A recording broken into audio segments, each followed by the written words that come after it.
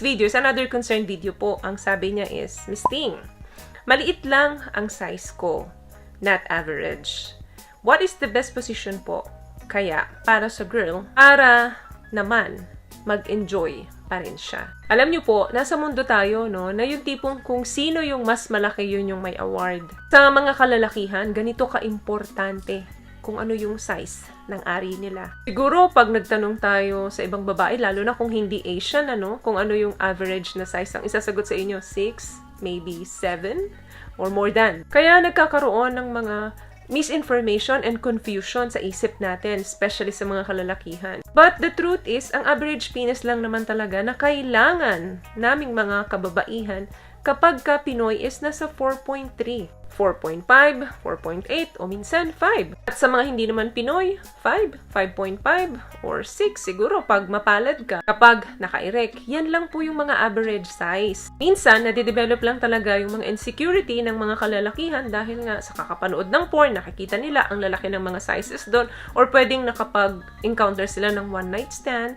then napintasan sila na maliit yung size nila. What I'm trying to say is, kung sa partner mo lang naman ikaw nakikipagtalik, I'm pretty sure magkakaintindihan kayo anumang size meron ka. Lalo na kung open yung communication nyo. Okay, kung maliit ka, mas mababa ka pa sa average. Number 1 na magandang position dyan is yung man's best friend. Alam nyo na yon. Aw, dog style. Alam niyo naman po siguro yung itsura ng dog. Di ba ganito? So, ganyan, nakaposisyon ang babae. Then, ikaw nasa likodan niya. Nandun ka sa may bandang puwetan niya. So, that means, makokontrol mo yung motion.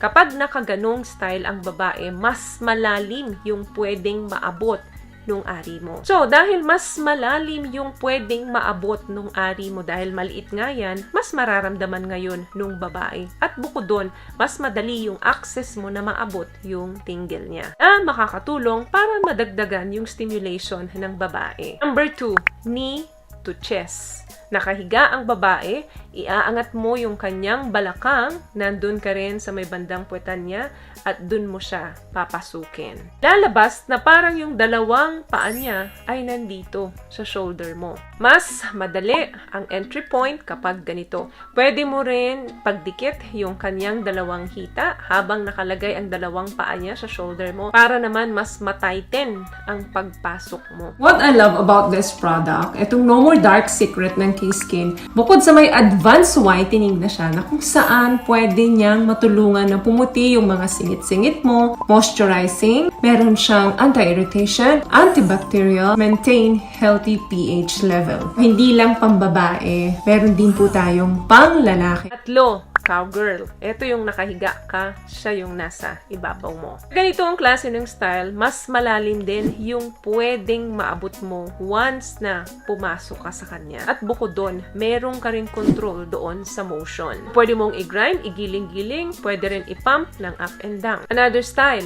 seashell. Alam mo yung kabibe, di ba? Nakabuka siya ng ganon. Nakahiga siya, then nakabuka siya ng ganon. Kaya niyang abutin ng paa niya, yung shoulder niya, yung dito sa side niya, andito yung dalawang paa niya, habang nakahiga siya.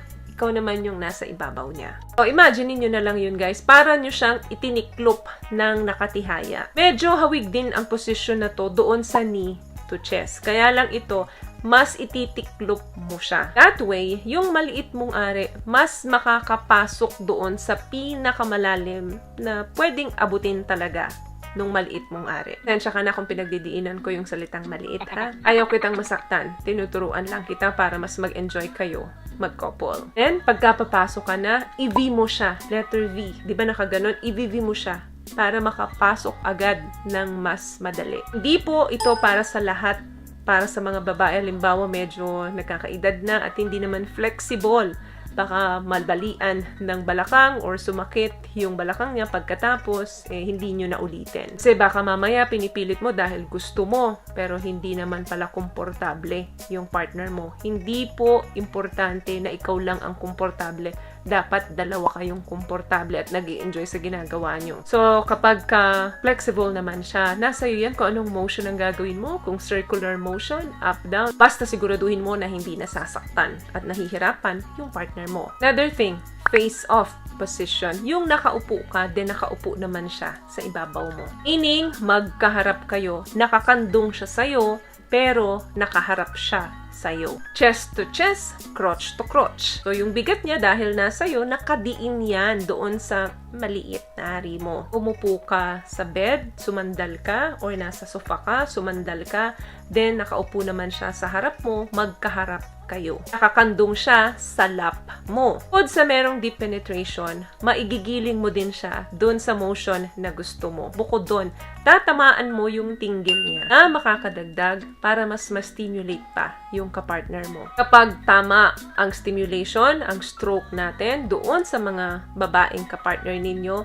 mas mag-e-enjoy sila. Kahit na hindi average yung size mo, mas i-enjoy niya yung performance nyo. Kaya huwag kang malungkot dahil mas maraming kababaihan ang pinipili ang better performance kesa sa size. Actually guys, ang SEX ay icing na lang yan ng relationship para mas maging mainit. Pero ang totoo, nagtatagal talaga ang relasyon dahil sa tamang pagtrato natin sa mga partner natin. Yung care, yung love, and yung respect kapag nandyan, nagtatagal talaga kayo. So, yun lamang guys ang video natin for today. I hope nakapagbigay po ako ng tips sa inyo. At kung nagustuhan nyo pong ating video, please give it a thumbs up, comment down below, and also share this video na rin po sa mga kaibigan na sa tingin nyong matutulungan ng video natin. Once again, palagi po kayong mag-iingat at palagi po kayong manalangin. Thank you guys for watching and see you in our next one. Always love yourself and be a blessing. Bye!